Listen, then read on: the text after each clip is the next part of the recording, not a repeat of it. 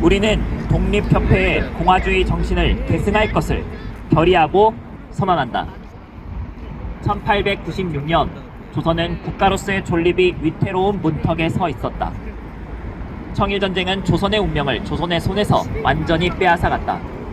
전쟁의 승패는 청과 일본이 갈랐고 조선은 전쟁터이자 전리품으로 취급되었다. 조선 왕조는 형식상 독립국이 되었지만 그것은 자유로운 독립국은 아니었다.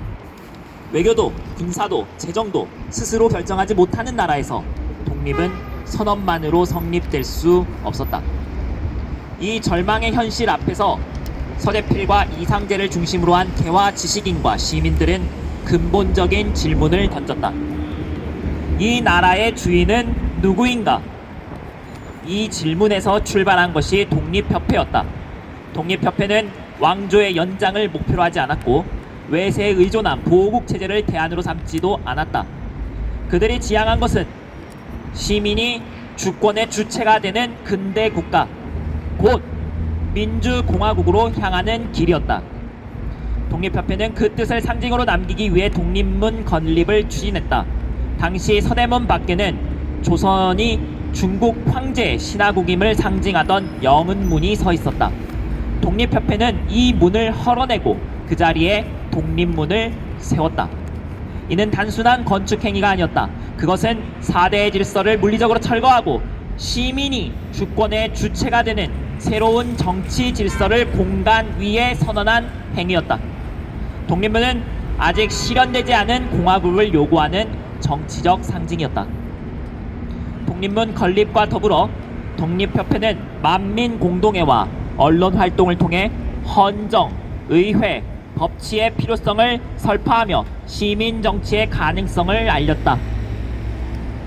이는 조선 역사상 처음으로 등장한 근대적 공화정치의 실험이었다. 그러나 이 실험은 왕권과 수구 관료층의 탄압, 외세의 이해관계 속에서 좌절되었고 1898년 독립협회는 강제 해산되었다. 독립문은 남았으나 그 문을 통과할 정치체제는 실현되지 못했다. 그럼에도 독립문은 오늘날까지 남아있다.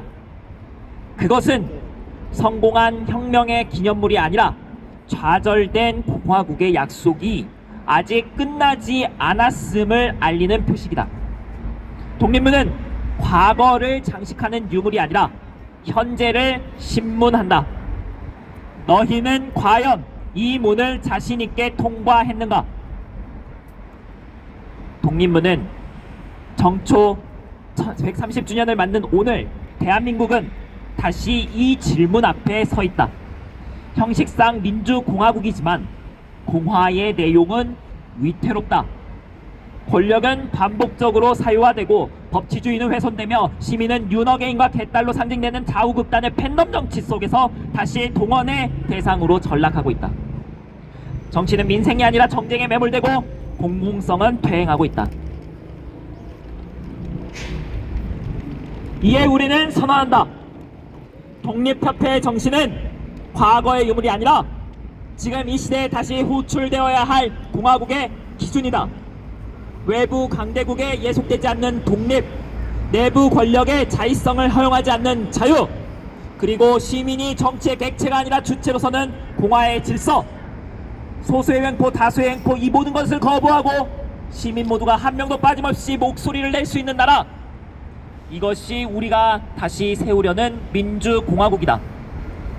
이에 우리는 민주공화국 대한민국의 위기 속에서 침묵하지 않고 공화국의 법치주의와 공공성을 회복하기 위해 2026년 1월 13일 한국공화협회 준비위원회를 결성하였다.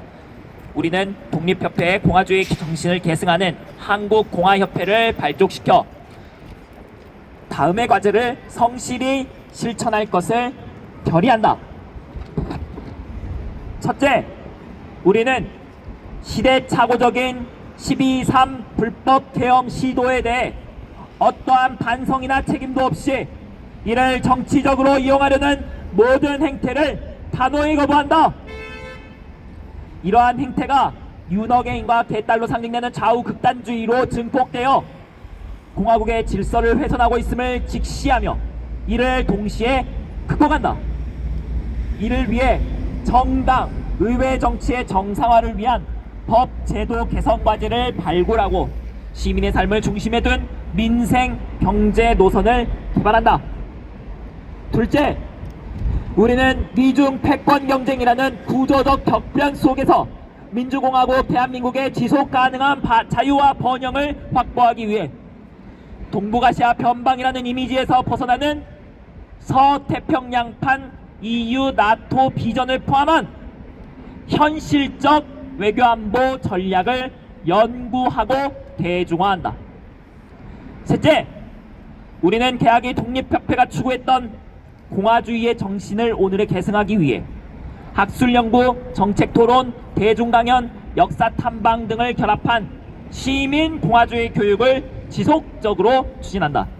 넷째, 우리는 단기적 정파 이해를 넘어 중장기적 공화주의 비전을 설계하는 시민 싱크탱크로서 활동하며 시민사회와의 연대 활동을 강화한다. 다섯째, 우리는 회원들의 회비 자동 납부 제도를 기반으로 한 투명한 재정 운영과 민주적 의사결정 구조를 통해 책임있는 시민결사와 지역 조직 및 국가별 조직 건설을 실천한다. 여섯째, 우리는 지도부와 회원들의 요구가 있는 사업을 민주적 절차에 따라 적극 추진한다.